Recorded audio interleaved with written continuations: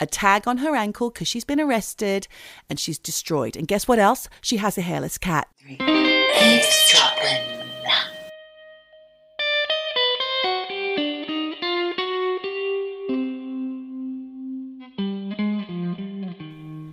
Hey, Michelle, or should I say, good day, Michelle. Oh, g'day, love. How's it going? You've gone all Aussie on me. I've gone Aussie because I am actually in Australia right here, right now, coming to you, dear eavesdroppers, from Australia, the southeast coast of New South Wales, to be precise. It's the lucky country, but it's also our country. So, it's wonderful that you're there. I hear the weather's quite shit. It's been up and down, but people do say, to me, living as an Australian in the United Kingdom, they often say, why are you here? The weather must be fantastic. Why would you come here to this shit weather? And what they don't realise is when it's hot, it's really bloody hot, Michelle. It's been relentless, actually. I don't know if I can take much more of it. So I'm glad that it's a bit overcast today. Oh, goodness me. Honestly, I don't have any sympathy for you. I'll find something to bitch about. And one other thing, I have not been able to sleep past 5 a.m. every single day. First of all, the first couple of weeks because I was excited. Now it's because of the most ridiculous bird I have ever heard. And I've never heard it before.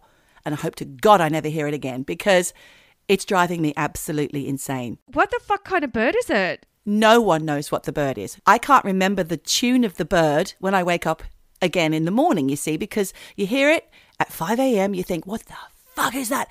The odd times where I've slept through it with a pillow over my head, someone's come in and woken me up, some child or something. So it's just been awful. I have to keep going to bed at 8 o'clock in the night, Michelle, because I'm so bloody knackered. That is ridiculous. But you know what? I feel like we have some friends who are birders. Love you long time Linda says that she thinks she knows what the bird is and that her husband dealt with it when they had the issue with the bird. She wouldn't say how in front of the children, but I managed to record it the other morning. Maybe some of our bird watching friends can identify this ridiculous bird. It sounds like a giant 2-foot chicken, all colourful, shouting at me through the window. But actually, I think I've seen it. It's actually small and grey and flecked and quite pretty.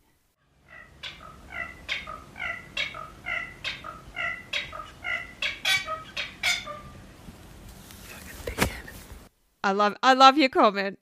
Fucking dickhead. Can tell you back in the bay. He's a baywit. It's a baywit. That bird is a baywit. Fuck that bird. Exactly. So, Michelle, what's life and Christmas and everything been like for you? What's it all been like for you in the mountains? Oh, look, it's been absolutely gorgeous. Completely opposite to you. We've had snow. We've had the white Christmas. We've had snow-peaked mountains. We've had some rain and then sheet ice on the mountain and basically the most rescues I've ever seen. Oh, my gosh. In a winter season. So it's been quite intense. And no one's died, I hope. They cover it up. You'll never know. You'll never know. Dastardly. Now, I don't want to name drop here, but I had lunch with a famous person. Who? I'm just going to say one word to you, or two. The Cougs. Steve Coogan. Yes. But did you actually have lunch with him? I thought he just came into the restaurant and Andreas didn't know who it was. Well, that was the start of it. He came into the restaurant and Andreas came home and said, there was some guy who reckoned he was famous in the restaurant. And I was like, oh, yeah, who? And I was like, that's fucking Steve Coogan. How did he describe him to you, though? Well, he'd left the restaurant and then he'd come back in. Oh. One of the guys at the restaurant said, listen, mate, I've been meaning to ask you this all night. Have you eaten with us before? You look really familiar. And he said, I'm an actor. My name's Steve Coogan. And J.S. came home and said, there was a guy in the restaurant called Steve Cooper. He reckoned he was an actor. Oh, God. This is the guy who doesn't know who Steven Spielberg is, by the way. But anyway, so I was like, you had fucking Alan Partridge in the restaurant. And then, lo and behold, the next day we end up having lunch with him. Yeah. I sat opposite him. He's a very nice guy and in conversation, not at all funny. How did you end up having lunch with him, though? Because he was there with a friend of ours. We'd gone skiing and we ended up meeting them for lunch. Oh. I sat opposite Steve Coogan, and then we got invited out for drinks that night with the Cougs again. Did you go? Yeah. Of course I did. You wouldn't turn an opportunity with the Cougs down. I actually find him very attractive, Michelle. In the trip. Well, I'm not sure if you would anymore. Really? Oh, I like an older man. Well, he's definitely an older man. He's got lovely silver hair now. Lovely. I don't mean to say it in a horrible way. She's gonna. No. She's the little bitch. Do you know what? He was actually intelligent and lovely. Did you manage to let him know that we have a podcast that he could possibly get a shout out? Or a shout out? I said to him about 7 times, well, I have a podcast called Eavesdroppin. Did not take the fucking bait. So what am I going to do? Honestly, I could not have shoved it into his face anymore. He was telling me he turned down an MBE. Oh, I like that. I like that too. And I said, do you know what?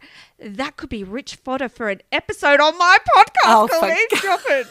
Honestly, I was shoehorning that shit in. It's comedy. We could be the next best thing if you just sign us, please, Mr. Coogan. Because he has a production company called Baby Cow. Yes, I do know that. I am a comedy fan. Of course, he discovered Mighty Boosh. He's the whole reason Mighty Boosh ever made it onto television. So he's kind of amazing. And he was just lovely. But like I said, in real life, not at all funny. Like in conversation. Michelle, people say that about you and me. So, What? Boom to the Cougs. Boom Loved to him. the Cougs. You know what? We're going to give him a massive shout out right here, right now. This is for you, Steve Coogan. And if you're not fucking listening, then I can't be held responsible for that. Shout out. Shout out. You're getting a shout out. So the thing too is I've been thinking a lot about New Year's. Oh, New Year's. Have you made any resolutions? Because I'm not going to make those, Michelle. You keep asking me that. I'm not going to take the bait. Just like Steve Coogan didn't take the bait about your fucking podcast that you're on. I'm not going to go there. You know why? Because what's the point? I mean, I am actually using that lovely notebook that you gave me for Christmas. I'm writing a lot of, it's a bullet journal, isn't it? Because it's got all the little dots on it. So I'm trying to learn how to do a bullet journal, and I'm just writing shit down. The shit that's normally lost in the ether is now going in that book. And I've even got little things that I'm supposed to use for my essays, for my counselling course. I'm putting those in there so I know where to find stuff about the counselling course, or stuff about what beauty products to use, or stuff about where to go on holiday. I'm reorganising my life. no, look, I think it's great that you're journaling, and I think that I'm not a journaler. I should be, because I'm a writer, but I'm also not someone who makes New Year's resolutions, really, because I always think I will, and then I'm like, I'm not going to fucking stick to anything like that. And also I feel like if you really wanted to do something or make a change in your life, you just fucking do it. You just fucking do it. It doesn't have to be New Year's Eve to do it. But it is a good time to reflect on what's been and ruminate on what's to come, I suppose. I mean, I like to live in the moment, very much so. I do think it's good to have a few goals and then look back on the year. I agree. I don't have any goals. I have no goals. Except to get Steve Coogan listening to this fucking podcast. Well, there's a goal. But do you know what else? What? Mendelssohn's here. Mendelssohn is in Australia right now. I'm going to track that bitch down, and I'm going to get him to give us another mention. He's going to talk back on this podcast again. I'm going to get him on. Goal for 2023. The Cougs and Mento done. After 8 brown lemonades, I'm going to get him on. Trust me, it's going to happen. Actually, while I'm here in Australia, listeners, look forward to a few Aussie stories. I'm going to try and collect lots of sights and sounds and share them with our listeners, the eavesdroppers, because we've got a lot of Australian eavesdroppers, actually. Quite a lot. That's wonderful. I mean, look, I see the analytics. I know where they all are, far and wide. And we always have a nice big red blob over Australia. So we do have a lot of Aussie eavesdroppers. And do you know what? I do want to say thank you so much for what an absolutely brilliant 2022. You know, we could not have got on to where we are now, top 5% podcast globally, without you. Still? So big love. I haven't checked. Oh, yes. Thank you. Thank you, eavesdroppers. Yes, actually, happy 2023. We haven't said that. And another thing we haven't said, Michelle, is welcome to Eavesdroppin. I'm Geordie. And I am Michelle, and you are Eavesdroppin. Now, I did write something down. It is a little bit philosophical because I was thinking about... Oh, God. I was thinking about New Year's, and I wanted to know, actually, have you ever heard of a guy called Alan Watts? No. He died in the early 70s, but he was a philosopher and he's British, a writer.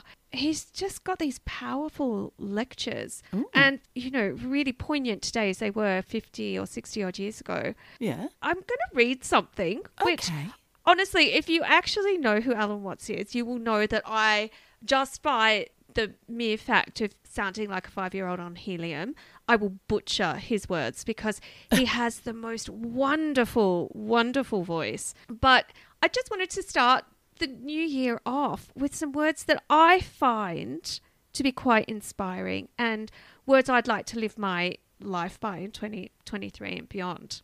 So, lecture from the 1950s. The lecture was called, What If Money Was No Object? It starts off, what do you desire? What makes you itch? What sort of situation would you like? I always ask the question, what would you like to do if money were no object?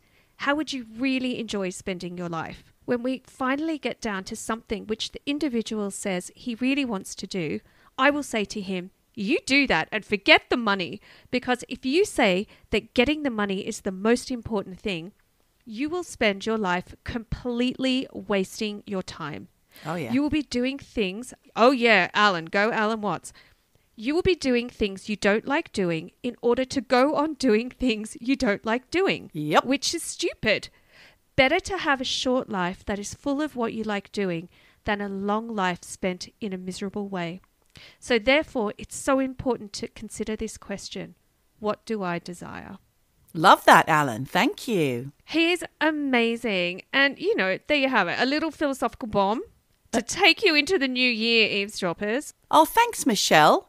That's really nice. And I'm glad that you gave us something really hopeful and really special to hear right before I launch into my one-hander, the last of our one-handers for the Christmas and New Year season. It's kind of dark and it was tricky to research and I didn't enjoy it much, but I'm hoping that you guys, you eavesdroppers, will love to hear part 2 of our culty update on the sex cult of NXIVM. Keith Raniere, the messianic sex god, not. Midget too. Absolutely fucking tiny. Nothing wrong with midgets. You're one. I'm one. I mean, I'm almost specifically classed as a midget. I don't know. Is 5 foot a midget? That guy, I don't know how girls just fancy There's him. nothing sexy about him. Well, because he is a master manipulator, Michelle, as you'll go on to hear. Are you ready to hear all about The Vow? Part 2. Now, Michelle and I did an episode back in our first season, in episode 8. It came out on the 2nd of December 2020. When we first started this podcast, we were both appalled and fascinated by this documentary that we saw called The Vow, which was made by some people who were following a couple of people who were in a, what would you call it? It's a corporation. It's a personality cult, actually. It was in the news because it had uncovered sex trafficking and all sorts of things. So Michelle and I sat down to watch it and we did an episode. So if you want to go back and listen to that first, be my guest. Or you can listen to this one and I'll do my best to try and update you about what NXIVM actually is. NXIVM is how you spell it. And it's all, what is it? Does it stand for something? Who knows? I didn't bother looking into that. But it was started in 1998 by this guy, Keith Raniere, and a woman called Nancy Saltzman. It came out of him doing lots of various telesales jobs, which then led to Ponzi schemes, very much like Jeffrey Epstein. Now, what's a Ponzi scheme, Michelle? Let's tell them. Well, it's basically a pyramid scheme where nobody wins and someone ends up taking all the money, essentially. Exactly. The top tier end up pocketing the cash. He loved that idea, and he did try many times to start something where he was the absolute boss many times until he met this wonderful woman called Nancy Saltzman. Was she wonderful? You decide. She didn't feature in the first documentary, and she was arrested along with him and one of her daughters and an actress called Alison Mack from Smallville and a bunch of other people who were protecting him and allowing him to get away with the awful things that he did. Including the worst of the worst when he branded his initials onto all of those women's pubic bones. That's kind of how it all came about. But I'll get on to that. So this NXIVM, it's an executive success program is what it's called, to help with self-improvement for professional people. So people with money, of course. And it was based out of Albany, New York, also Canada and Mexico eventually. And a lot of the members were wealthy elite, a lot of them from Mexican society, strangely enough, later on, after, some time. It was going for 20 years, Michelle. So members would, like I said, give money when they joined the group, and they'd work their way up and earn sashes, which kind of showed you what tier you were on. And a lot of actors would join, including this woman called Bonnie P.S. I can't remember how you pronounce that name, but she's an Australian. She was in the Star Wars movie. I can't remember which one, but she played Beru Lars, and she's now in the Star Wars franchise. I think it's a minor character, or it was, and now it may be bigger, I don't know. But she met her future husband, filmmaker Mark Vicente, who made a documentary film long before he started in this NXIVM, and that was called What the Bleep Do We Know? And Michelle, you watched that, didn't you? It's all coming back to me. First of all, just going back to the sashes, do you remember they were like cheap pieces of shit, and we were laughing at how horrible those awful sashes were? This whole What the Bleep was a really influential movie in, I think, the late 90s or early 2000s. Everyone who had kind of any alternative leanings were watching that film and talking about that film. And also, NXIVM, on the surface of it, if you read the literature, sounded fucking fantastic. Smart people who were looking for some kind of program to help coach them in a way. Better themselves, yeah. It was a coaching program. It was really alluring on the surface. Nancy Saltzman had some really great ideas, and she was actually really good at what she did. And she didn't have, I believe, well, we'll find out by the end of it, but I think she had good intentions all the way through. Unlike Keith Raniere, who made it possible for her to be successful in the first place. And you'll hear why. I keep saying that. So anyway, where was I? Oh yeah, What the Bleep? That's a film about consciousness and its links to quantum physics. That's what I've got in my notes, Michelle. True. So there was also Yugoslav royalty and former dynasty actor Catherine Oxenberg's daughter, India, which in the first Vow was all about trying to locate this poor girl, because she was with Keith Raniere right to the very last minute, I think, and her mother was desperate to get her out. Also, as I mentioned, Alison Mack, who's the former Smallville actress, and a woman called Claire Bronfman, who is heiress to the Seagram Drinks Company fortune. And she was a big benefactor of the NXIVM Corporation and a massive fan of Keith Raniere, and I believe she still is. So this NXIVM was going strong, living his best life, old Keith Raniere, until it began to fall apart years into it after people became aware of what Michelle just mentioned before.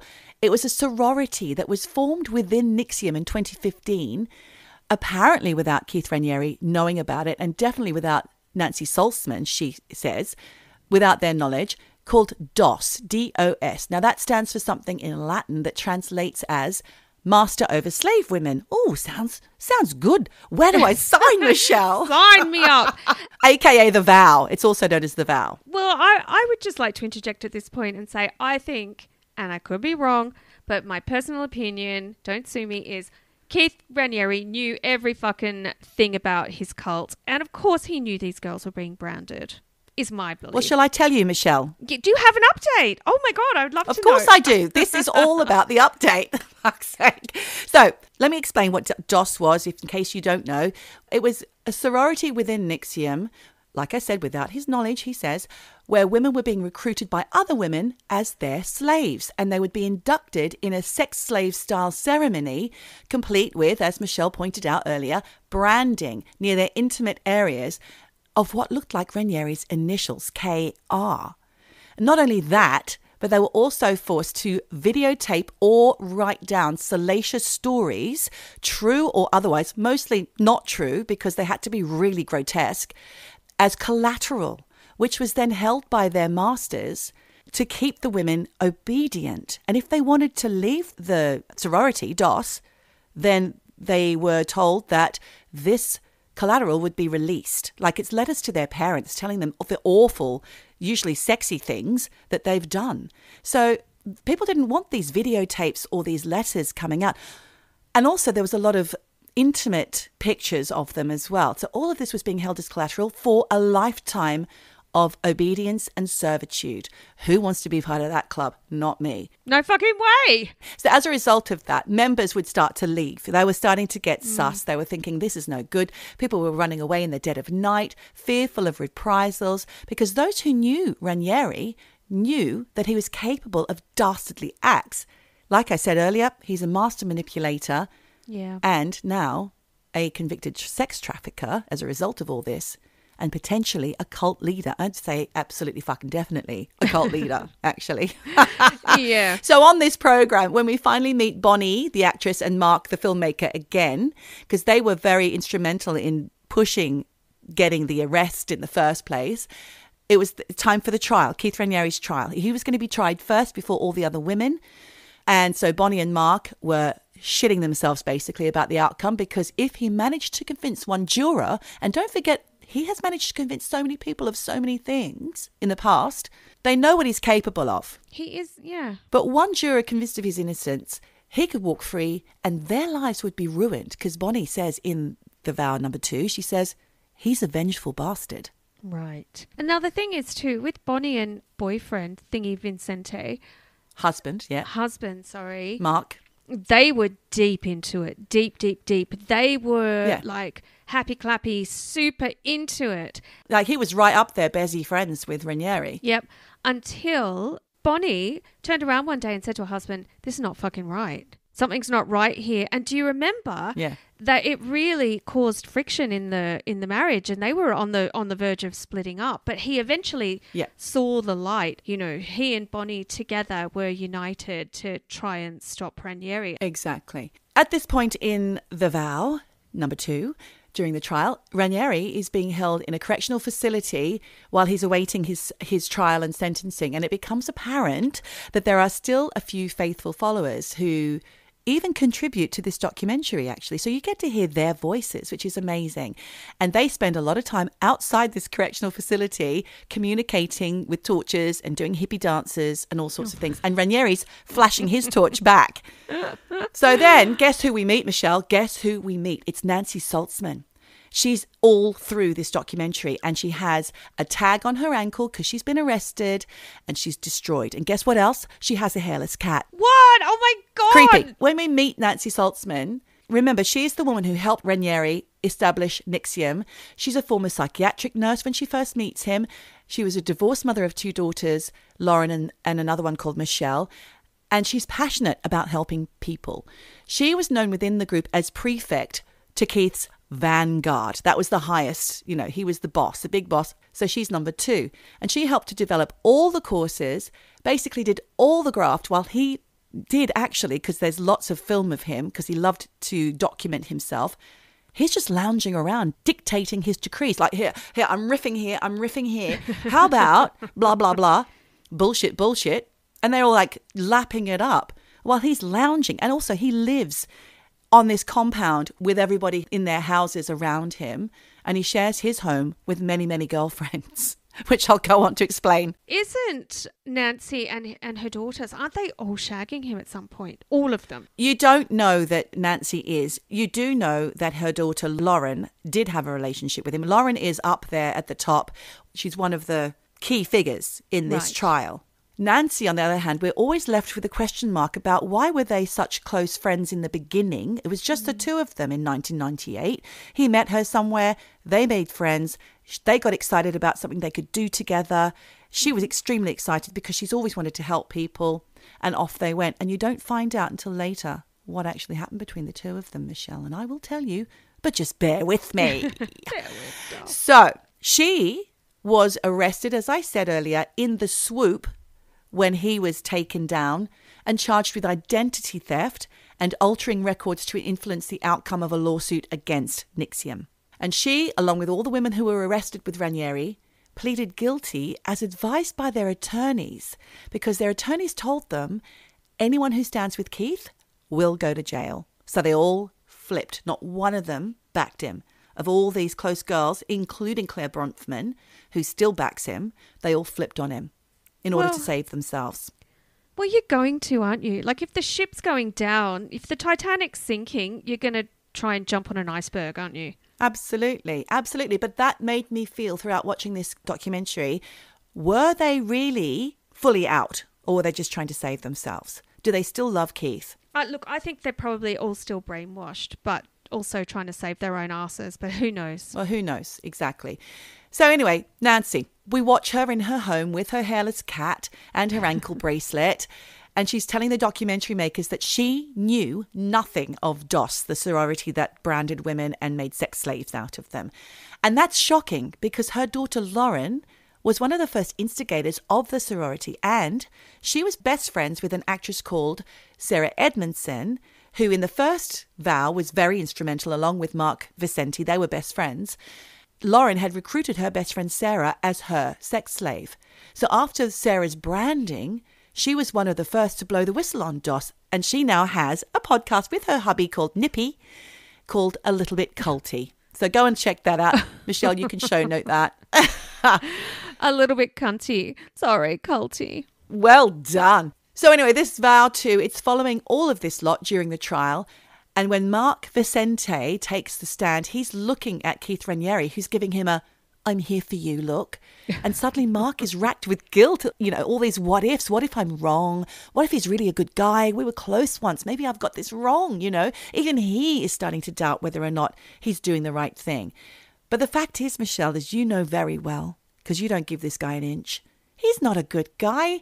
As the documentary progresses, you'll see testimony from so many victims and so many sources that paints a vile and abusive man who cared for no one but himself. I'm not surprised because watching The Vow, the first one, obviously I haven't seen the second one. And you won't need to, because I'm going to tell you. Spoiler. He was the most narcissistic person. You know, everything he did was just to better himself, to get money, to get sex, to get emotionally under people's skin and to control them. It was terrifying. Yeah. Nancy, I've mentioned before she was passionate about helping people. And for example, she had written a course that would help people with Tourette's. And it was extremely successful, judging by the people she helped. One of them was a guy called Mark Elliott, who is still one of Keith's followers, still with him, and he's standing by him. And there are videos of Mark Elliott in the deep throes of his Tourette's, and then he joins NXIVM. He does the course, he is cured, and then he starts helping other sufferers by going around doing talks to Tourette's sufferers and saying how he was cured after meeting scientist and philosopher Keith Raniere, who's neither of those things, by the way. Out of a cornflakes packet, as my mum would say. Exactly. So he continues to help other sufferers with Tourette's, including a girl called Isabella, who had a severe form of Tourette's. And you see this in the documentary. She had it since childhood, and it would include punching herself. And so they got her on board, did this 7-day treatment, managed to alleviate the symptoms to the point where she was so happy with the outcome that she joined NXIVM. But then she was dragged into DOS, and then she was out. Phone conversations that are recorded, because everything gets recorded for some reason. These people just record everything, which is to their detriment. So then we hear phone conversations when Mark Elliott finds out she's left with the aid of somebody else who had already left. He's telling her in the phone calls that leaving NXIVM would harm her recovery.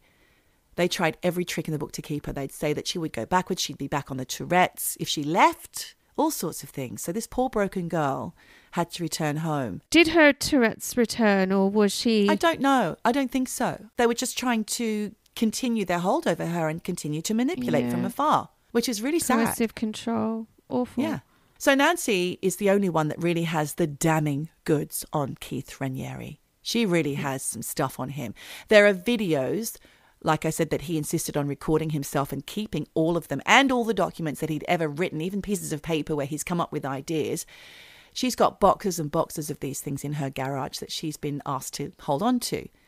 And there are videos where they're having meetings and she points out something. He shuts her down. He slams her, puts her down. She takes it. It's humiliating to watch, Michelle. He just like puts her down. When I want you to speak, I will let you speak. all of this kind of thing. He's so disgusting. And she admits, watching those things back, she admits, well, she doesn't know why she took that shit. She craved his approval like everybody else. It's because it's brainwashing. He brainwashed all of them without them even realizing. I mean, we always say, no one sets out to join a cult. You know, you think you're joining some fantastic group and then that will better your intelligence or your organization. And then all of a sudden you're in a fucking cult. You didn't really want to watch that, did you? Spoiler alert! Well, Nancy, like I said, she has some damning goods on him. And if you remember from the first documentary, Michelle, there was one of Keith's many girlfriends that lived with him called Pam Fritz. She was the one that died eventually of cancer, and she never sought medical help. She died on the compound, I believe. That was awful. Nancy recalls one particular incident when Pam Fritz was dying of cancer and not receiving medical treatment. Well, she was on her last legs. Raniere would go to Nancy's every morning for breakfast and just lie around while she served him breakfast. And on one occasion at breakfast time, he asked if Nancy, being a former nurse, would go over to his place and help Pam, who had had an accident in her bed in the night. So clearly she had, wet the bed or something. That's what Nancy believed, right? So Nancy's like, yes, of course, I'll go now. He's like, no, make me breakfast first. So she did. And then she kept saying, shall I go now? Shall I go now? I don't want her lying in a wet bed. That's terrible. And he'd be saying, no, she's fine. It can wait. Don't worry about her. And he'd be lounging and dictating his musings as usual.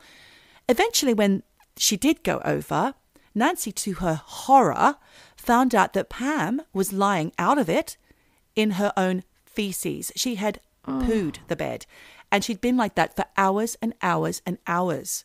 God knows how long. It was probably mid-morning by the time Nancy got there. It had happened in the night.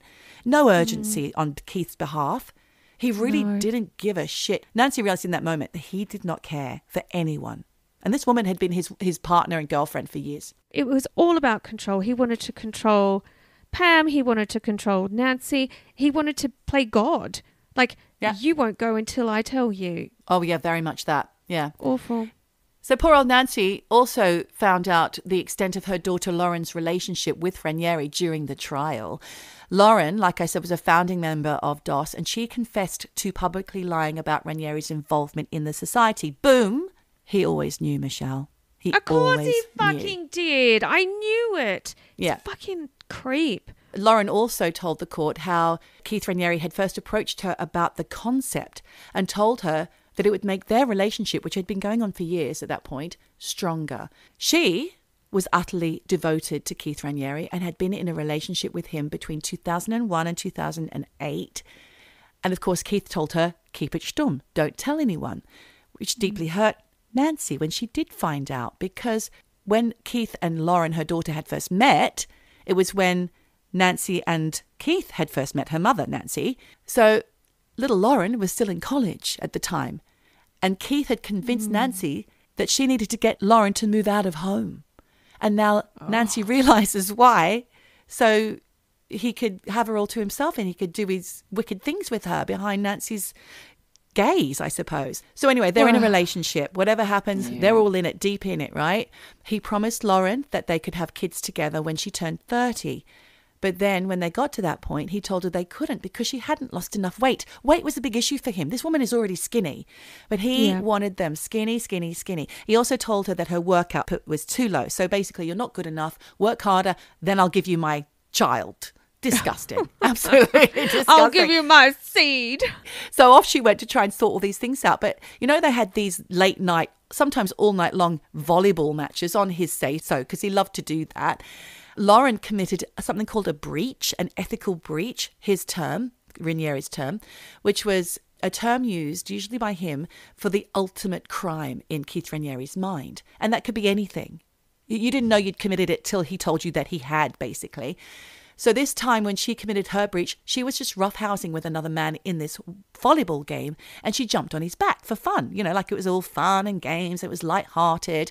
Well, Keith saw this, and he said to her it showed that she was open to having other relationships with other men and that she was easy and that she needed to humble herself and make a plan to fix it. And she had ruined their future child's life, and now that's not going to happen until she makes amends. Oh, my God. This is all testimony from her in court. Control. But she wasn't the only one hearing all this shit. There was a Mexican actress who's in the video, in the documentary, called Vero, and she was also in a relationship with Raniere and being told to keep it quiet and being told that she could have a child with him until she met someone that she liked, because she realised he was seeing other people. She thought, well, I can do that too. So she kissed this guy and told Raniere, and he lost his shit and said, well, you have to dump him and then we'll have kids. You know, dump him, we'll have children now. It's your turn. But that didn't happen either. And Nancy Saltzman recalls, she knew all about this. She was actually kind of drafted in to be the fixer when things got out of hand, because he'd get these women into a state, and then, of course, they'd be all fighting over each other about who would get the special babies first, you know. He'd promised 3 other women, including now deceased Pam, all babies, and they were hanging on to this despite some of them reaching their 40s and 50s, and they still thought they were in with a chance. Jesus Christ, even though they'd stop having their rags, they were like, I'll still have his baby. Yeah. This is the thing with coercive control. And also cult leaders, like, why is it always like sex, sex, sex? It's all the sexy stuff. But how much energy can you have to like shag more than one person? Honestly, it's exhausting. Yeah, I think that too, but not for Keith. Yeah. Where does he find the time and the energy? It's awful. Awful. Well, you know, and it's also, it's cruel. He's taken this option of, you know, having children away from so many women. Back to Nancy. So she was told, like I said, to manage all these women when they got out of hand. She just found this irritating and distracting to the work that she was doing. And she was telling the documentary crew that now she's aware of the true extent of the damage that he had done. She doesn't know how to live with herself. She's racked with guilt, including her poor daughter. When she hears her testimony, it really does break her heart. And she remembers one time when she saw him behaving inappropriately with a woman, and she brought it up. But he told her off again. He chastised her. He said, you've got no right to question how I work. And if she ever tries that again, he's cutting her off. And that's that. I feel like all of these threats of cutting these women off, he was never going to cut them off. He was just... No, he needs them. He was just playing them to just reel them in further. It's awful. He worked for years. He honed himself for years to get to this point. And he's living his best life. Like I said, Michelle, he's loving it. Yeah. That's when Nancy thinks he came up with the idea for DOS and the collateral idea. So they had to take a lifetime obedience vow. And there's no doubt that Raniere is behind it, despite all his denials. There are recordings of him and Alison Mack, the actress, discussing the brandings, where he was heard saying things like, like a sacrifice, get them naked, tied down. The person should ask for it, you know, please brand me, or something like that. It would be an honor. Just thoughts. This is him like talking it out with her. God. And by the way, just put my initials on that brand, just for fun. You bloody fool. Mayday. Middle-aged misunderstanding alert. Please backtrack, regain composure, and start again. I meant to say it. In 2017, DOS became public. So the first line masters, the first ladies who started it, they planned something special for Raniere. It was a group sex party. But Lauren Saltzman wasn't into it. Not into that. She's like, not so into it. She was told by Keith Raniere that the only way to grow was to do this sex party. And also she had to go to a recommitment ceremony in Mexico. And this is where the bust happened. So they were all in Mexico getting ready for a massive sex party. And that's when they were all arrested. Suck it. Suck it and see. Sorry, that sounds quite gross. So, Michelle, in the first version of our NXIVM podcast that we did back in season 1, you spoke about a young Mexican girl who I think something awful had happened to her. I can't remember the details, but I have the full story. Okay, because I think there were whispers and rumours about this one. There was no concrete facts in the first one. Well, I'm going to tell you the story about this poor girl because she ends up giving testimony, and it's one of the most damning ones that really got Keith in the shit. So she's a young Mexican girl whose family were all into the NXIVM. They were all a wealthy family. They were close. There was, I think, 3 sisters and a brother. And this young girl was called Danny for the sake of the documentary, and her sister Mariana. both of them were enrolled in a 16-day program by their parents one summer or something. And at the time, the family thought Pam K. Fritz, the lady who died of cancer, was Keith's partner. So they were trusting of this situation. They weren't aware of all the sexy things that were going on behind the scenes. So Mariana spent all her time with Pam, but Danny, who was 16 at the time, was spending a lot of time with Keith.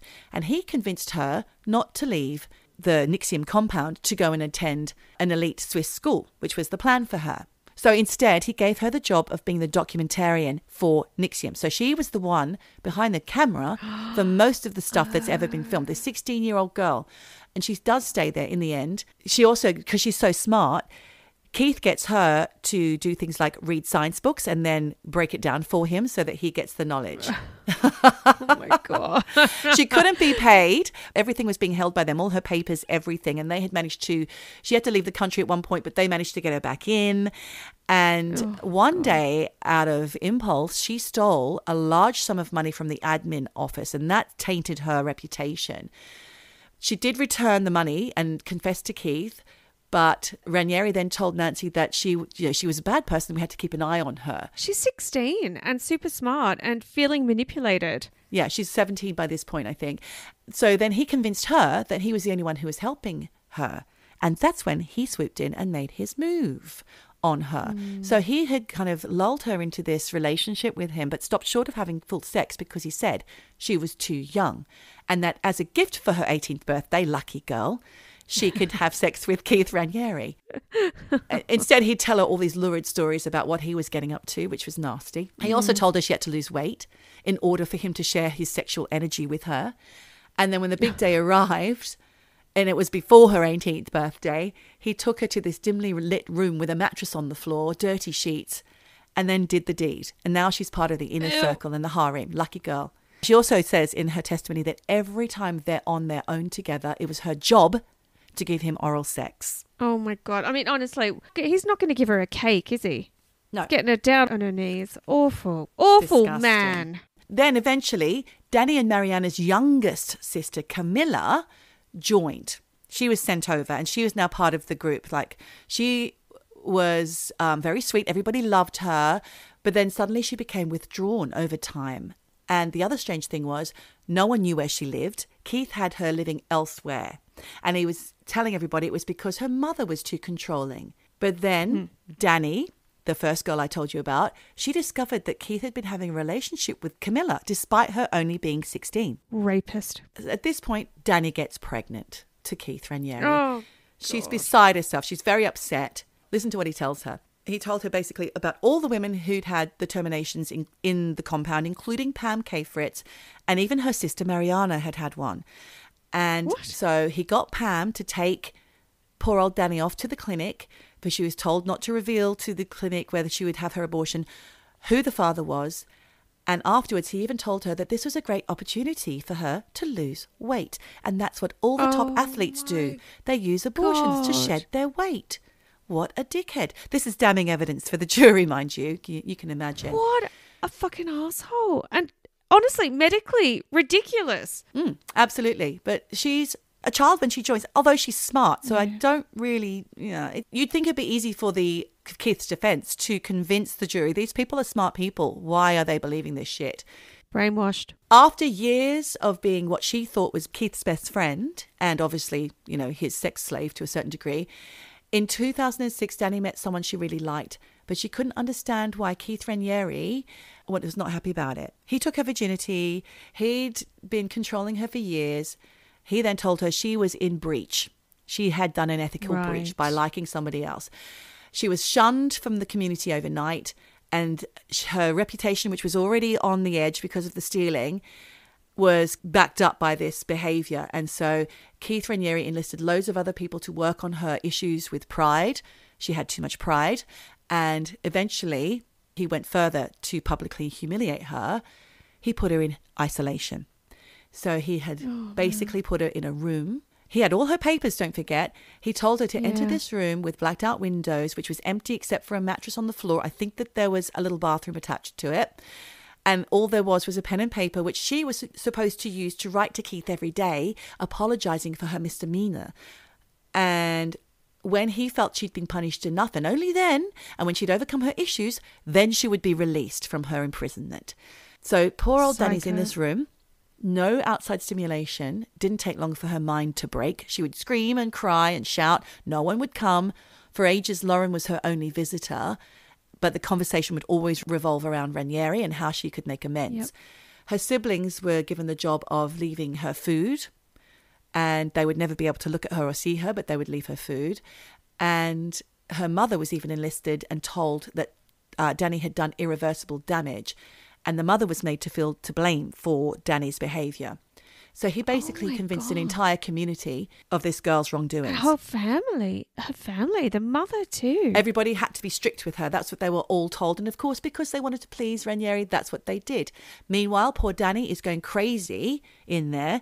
At one point, she grabbed some scissors from the bathroom that she found, cut her really long dark hair, and that put more time onto her imprisonment because Keith loves that long dark hair. And he said basically now that's worse. The ethical breach was worse, and she'd already been in there ages. She had to stay in there until the hair grew back, and the hair was down past her waist, and she cut it really short. So Danny was in that room for 2 years, Michelle. No. She was in there for 2 years, yep.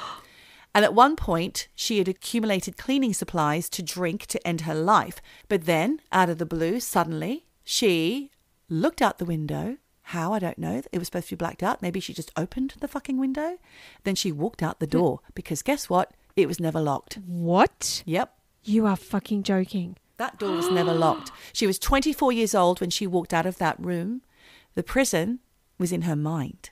Oh, man. That's the power that he had. Master manipulator. He removed her free will completely. So after her testimony, the entire court was dumbfounded. The journalists, everybody. Obviously, the defense tried to say that she always had a choice to leave, that the door was never locked. And they have a point there because he's clever. Raniere's clever. Yeah, absolutely. So you'd think that she was one of the most damaged people, but out of her family, she wasn't. Camilla, The young one, was the worst. Yeah, absolutely. And she was by his side the whole time. They were worried that she was going to back Raniere, but eventually she did turn up. A further damning piece of evidence came from information from Camilla. I think there was a text thread that proved that they had been in a relationship for years and years. From when she was underage too. Well, it does become apparent. They thought it was since she was 16, but actually she was younger. Eventually, in 2014, he told her to please him, she needed to get slaves to groom in order to pleasure him.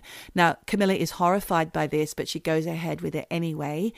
And when they discover that she was only 15 when he started sleeping with her, and also there's loads of really awful pictures of her naked as well, then this is the most serious of all of his crimes. So there's all sorts of awful things, which I don't even want to go into about all the sexy stuff. You'll have to watch The Vow to find out, or just look it up. There's timelines all over the internet.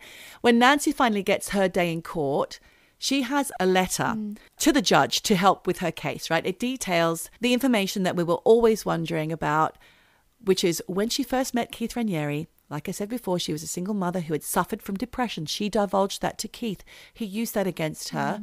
And he told her that she needed to work on her healing before ever starting another relationship.